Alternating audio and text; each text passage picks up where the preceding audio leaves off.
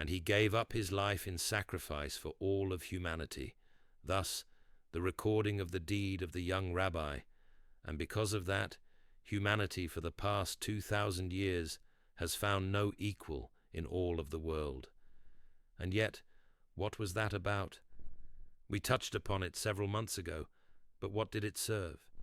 Humanity misunderstood, just as much, if not all of the ministry of the young rabbi was misunderstood. Humanity interpreted within the confines of a destiny of thought, not realizing the multi-levels of all that had transpired, not realizing the true knowledge and wisdom that had been opened to all of humanity.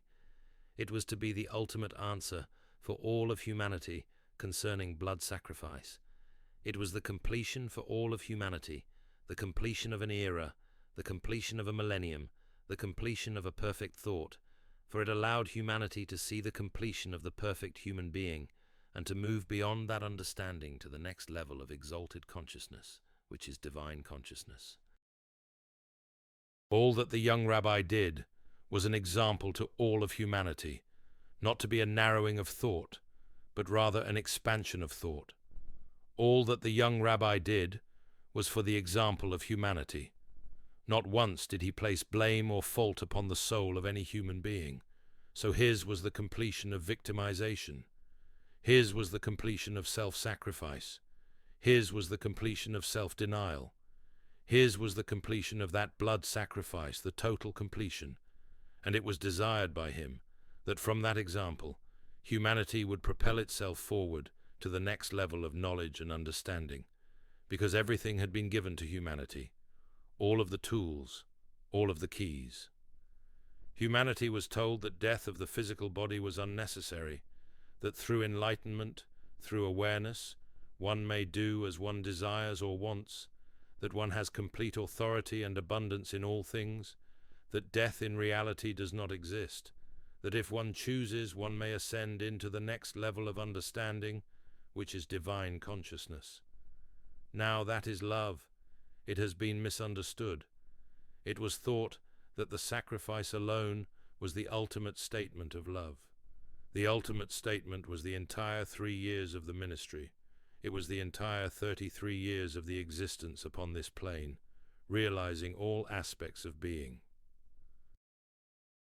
What was not realized was that the young rabbi knew, experienced to a certain degree, and definitely understood the negative characteristics within himself as well as the positive, and consciously chose to move beyond that encompassing all of it, and moving beyond moving through 13 steps within the Christ, or love consciousness, and finally attaining the level of divine consciousness. That is the example. And you see, within each of you here is that desire and that memory that this is possible. If there were not that memory, not that desire, you would not be here. You would not be involved in this type of science that is metaphysics. You would be very secure and very happy within a particular sect of a religion.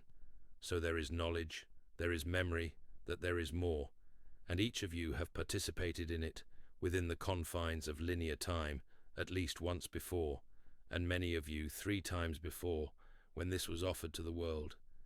Each time it was a different tune of the same thing, love. Now you may follow the literal example as has been given, just as one may follow the literal translation of various historical works that are placed within one volume, or you may absorb that literal translation and understanding and expand beyond it.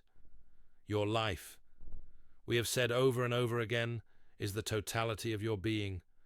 We are not speaking of just one finite existence that you now enjoy upon this plane. Your life, the totality of all experiences, are being brought to bear now. It is from that knowledge that you will augment your own awareness and teach others through example. You do not have to be crucified, dear ones, in order to learn and yet think in your own lives how often you have allowed yourselves to be the sacrificial lamb under the terrible burden of self-imposed victimization. We come to you. We, not only this entity representing 3 essences of life, but all who now and will continue to channel for a period of time. We come to you, saying to you, humanity, you have chosen a time of love. You have chosen a time to share love, and we choose this time to share our love with you. It is total. It finds no fault. It places no blame, not only on humanity, but all other creatures, seen and unseen. Think of your lives, dear ones. Think of your lives now, and we have emphasized for months that it's the end of patterns. It's the end of that. We have been foretelling this for years.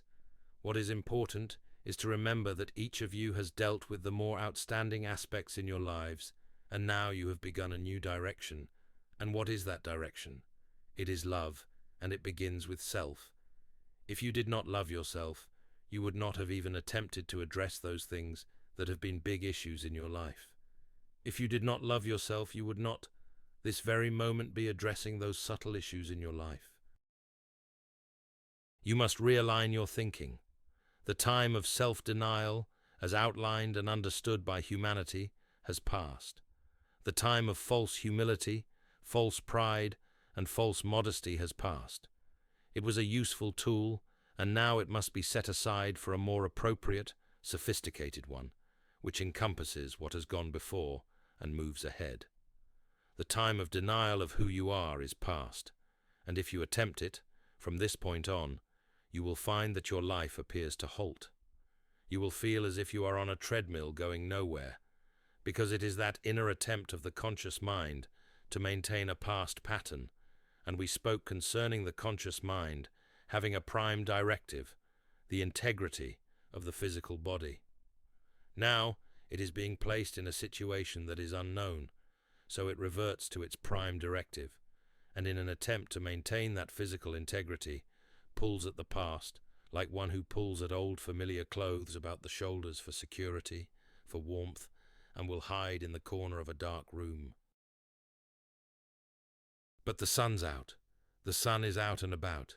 It is a time of joy, a time of celebration that has begun. It is the time of glad tidings and renewal of belief. It is a time to share your love that has always been there, simply shackled by your own deceit. Those shackles have been broken. The shackles were density, narrowness of thinking of whom you are, and acceptance of whom you are.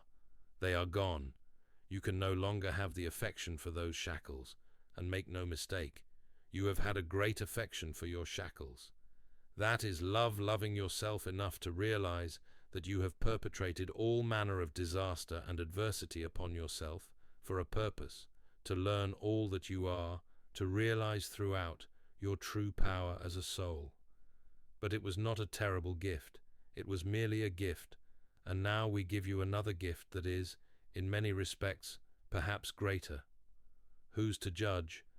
But the gift is the acknowledgement of all that you are, the realization that you are the culmination of many aspects. Ask yourself, are you still afraid? Do you still have fear to acknowledge your power as a soul? If the fear exists still, it is simply because you have become accustomed to a past pattern, but it cannot sustain itself no matter what you do. You can never go backward in your thinking, not now. Know that the sacrifice for each of you is not a blood sacrifice. The sacrifice involved now, dear ones, is to relinquish the patterns of destruction and adversity that have been so familiar, in whatever form, in your life. True, each of you may say, "Ah, well, that's no sacrifice. I can do that standing on my head." Can you? You've had the opportunity many times, but you have been reluctant.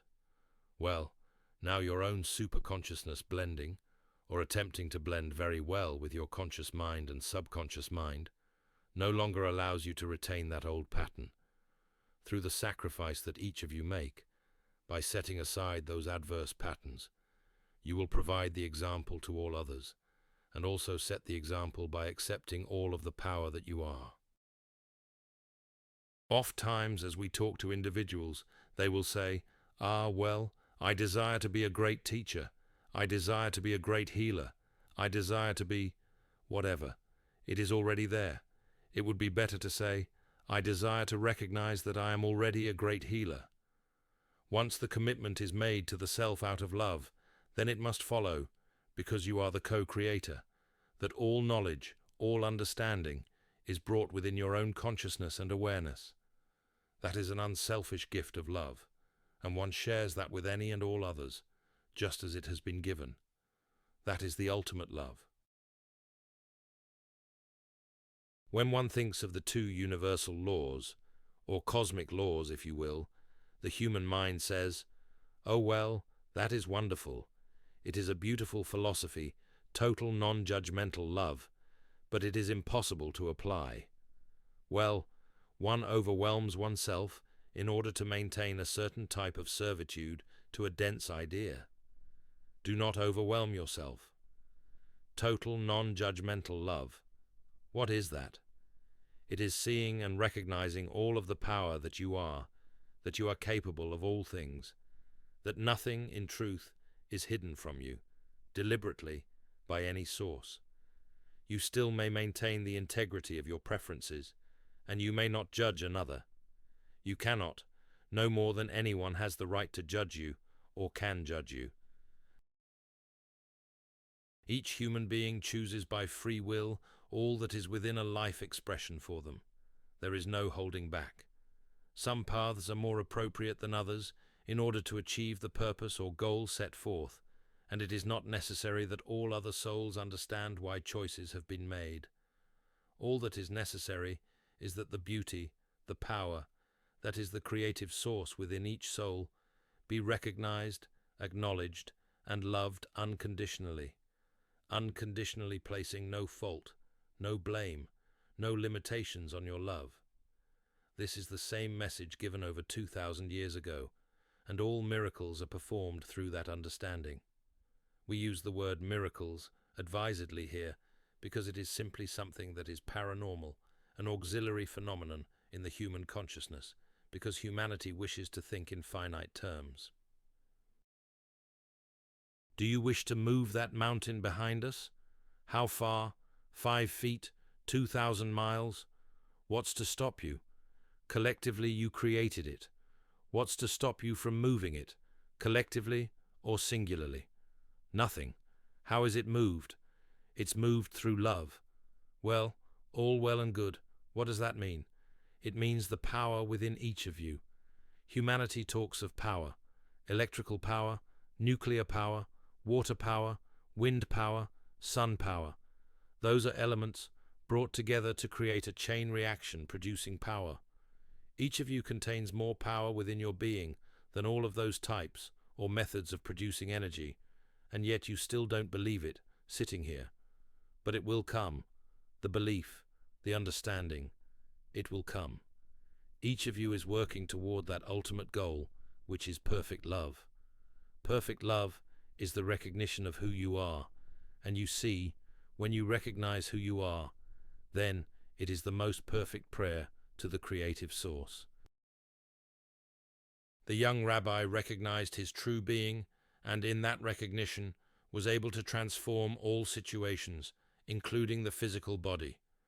That was the example to all of humanity, perfect love, and that is defined in several ways, I suppose. Various types of love are included in that.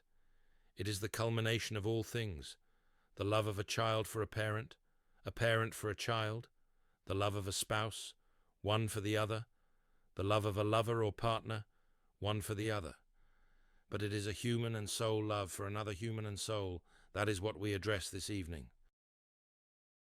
To say, I love those drapes, love that chair, love that smell, is to dilute that meaning to the point where it becomes worthless. Now why? Why has humanity perpetrated that thought? It is another defense mechanism. If you dilute the concept of love enough to where it becomes a meaningless term, then you do not have to recognize your own power. You dilute the concept of your own power, and humanity has been doing this for centuries, perpetrating this terrible lie. You see, if you wish to alter your life, stop diluting the concept of love. Stop loving your drapes and your chairs and your colors and your food. Start liking them and create the energy that is necessary in order to better understand the power that you have. We have visited humanity in this life expression for over 10 years. We give our knowledge and our love, which is the same, freely. Thereby, we give our power freely. Does that mean that there is a finite amount, so that we use up our power, that we use up our love? Of course not, because our power, our love, is without limit. It comes directly from the creative source, even though you do not always know who she is. I thought that might brighten up someone's day, because it is both. It is without gender, so it is equally true to say that she created all of humanity and all of creation, one and the same. We have no problem with that. Neither should you. So, by restructuring, by projecting a new path, a new opening for yourself, begin to augment. Bring into a greater understanding and truth what love is in your life. It is the power that you possess as a soul that is without limit. We have also stated that, in the beginning, there was the Word, and the Word is love. It is a power that is expressed in movement and rhythm within creation. As we talk to humanity now this evening, and all of the years before, and the years yet to come, as we speak to you, we project our power, our love, to each of you. In the process of doing that, because it is given freely from the mind and the heart, it enhances your opportunity to express your love to yourself and another. Do you not feel that after we speak, somehow your life has changed? Now it is not important that I do something with that, but is each of you recognizing, for a period of time, total non-judgmental love within another soul, the recognition of who you are and the exuberance, the joy that follows from that recognition? Do you not wish to feel that joy, that exuberance, all of the time? If so, you do not have to wait for once a week, you see. You may feel it all the time. You may realize that every soul has that same energy and is capable of sharing that with another. That is true love. Set aside the sacrifice, the self-denial, the false modesty, the false humility, the false pride. How many of you, with false pride, say, "Ah, yes, well, I've worked hard all of my life to achieve what I know now." Why? Why have you worked so hard? That is false pride. You didn't need to work that hard. All you had to do was recognize who you are. Look in the mirror. Not only the physical body, but beyond that. Humanity takes pride in the most dismal things. If it is to be true pride, then take pride in the power that you possess as a child, a rightful heir, to the energy that is the creative source, that is worth your pride, that is dignity, that is integrity. There is nothing selfish or egocentric in that. It is a pure statement of truth, and that is what you are about. You are learning with the conscious mind the truth that you already know, and now the time for all humanity in this life expression has commenced in order to establish within the recognition of that finite human mind total love. This is the time when humanity will move through those 13 levels of Christ consciousness. It has begun. Each of you is part of it. Each of you has decided to be a part of that vanguard that establishes it, and therefore there is a responsibility. Because you have chosen to be in that vanguard, the responsibility is that you recognize truly who you are and what you are about. There is no turning back, dear hearers. You have made your choice, and you will follow through. Yes, you may attempt to delay it for a time, but it makes no difference. You have signed your own agreements here. There will be no breach of contract. There is only one ultimate authority, and that authority can be frustrating because they judge you. You have your final answer, and it's a wondrous thing. Why would you ever want to turn back on that agreement? It is an agreement that leads you toward infinity and exuberance, an abundance of joy that you have glimpsed from time to time, but do not yet fully understand. Case in point, think of all the times in your human existence, in this life expression and those yet to come, when you have been with other human beings at a moment of great acceleration, whether it was a patriotic response to the strains of a certain martial music, whether it was seeing humanity compete together for excellence within the bonds of friendship and camaraderie, whether it was, as just recently, individuals joining together to remove the whole concept of starvation or lack in one's own country, as well as others.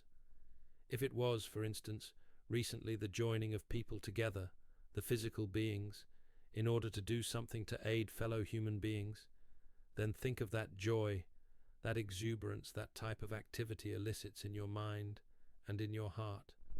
And I say to you that the joy, the happiness, the love of which you possessed is 1,000th of the total. And what you felt, possibly, within such an activity as we mentioned, was 1,000,000th of what is possible within you. You have before you so much, dear friends. Share who you are. Share the glow of your being, that is love. The creative source speaks directly to each of you in your own heart. Those are words of love. They are your daily constant supply of energy and love. And in that, the realization of your power and who you are, the rightful heir of all that is. Then act accordingly. Act with love and authority, because love is our authority. If someone says to you, "By what right do you attempt to help your fellow human beings, your fellow souls?" The answer is obvious. By right of birth, by right of being a co-creator, by right of being a part of the creative source. You have every right in all of creation. The other individual that might have made such a statement or asked such a question is one who feels threatened. Be compassionate, not angry, because that individual as yet does not see as clearly as you do. So take the scales from their eyes, the scales from their ears. Let them see clearly. Let them hear clearly. That is the example. That is the ultimate sacrifice you may give to yourself and all of humanity to stand up and be the power that you are. That is the ultimate statement of love, the ultimate prayer to the creative source. There can be none that is greater. There is none that is greater. Allow your heart, the physical being, the emotional being, to swell to the point that you feel it is about to burst, and share the bursting of joy with all others. Choose whatever form you desire, whatever vehicle. It is not important. All that is important is that it be shared, that it be the example. Perform miracles. If you need permission, I give it freely, and then give permission to yourself to do it. Perform miracles, perhaps only small ones to begin with. Don't overwhelm yourself. Perhaps it was inappropriate to say, "Move that mountain now," because some of you might have thought that was overwhelming. Start with small miracles, if that feels better to you.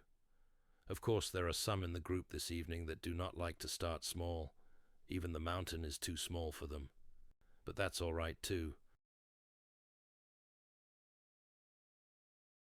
It has begun. Be aware. The old has passed away. Say a prayer for the dead, move on, and rejoice in the birth that has taken place, because it is true that as one thing ends, another begins.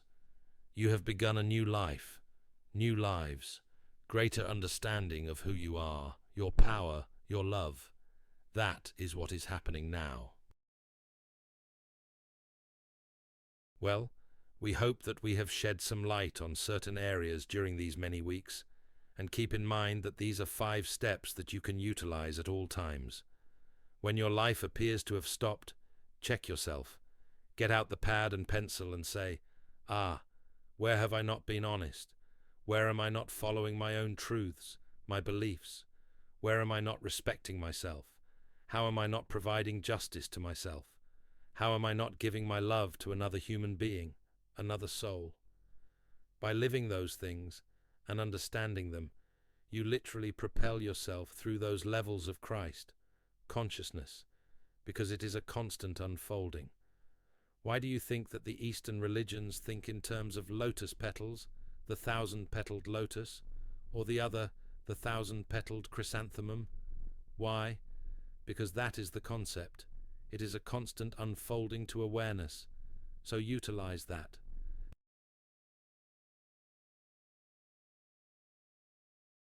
Well, We hope that we have shed some light on certain areas during these many weeks, and keep in mind that these are 5 steps that you can utilize at all times. When your life appears to have stopped, check yourself. Get out the pad and pencil and say, where have I not been honest? Where am I not following my own truths, my beliefs? Where am I not respecting myself? How am I not providing justice to myself? How am I not giving my love to another human being, another soul? By living those things and understanding them, you literally propel yourself through those levels of Christ, consciousness, because it is a constant unfolding. Why do you think that the Eastern religions think in terms of lotus petals, the 1,000-petaled lotus, or the other, the 1,000-petaled chrysanthemum? Why? Because that is the concept. It is a constant unfolding to awareness. So utilize that.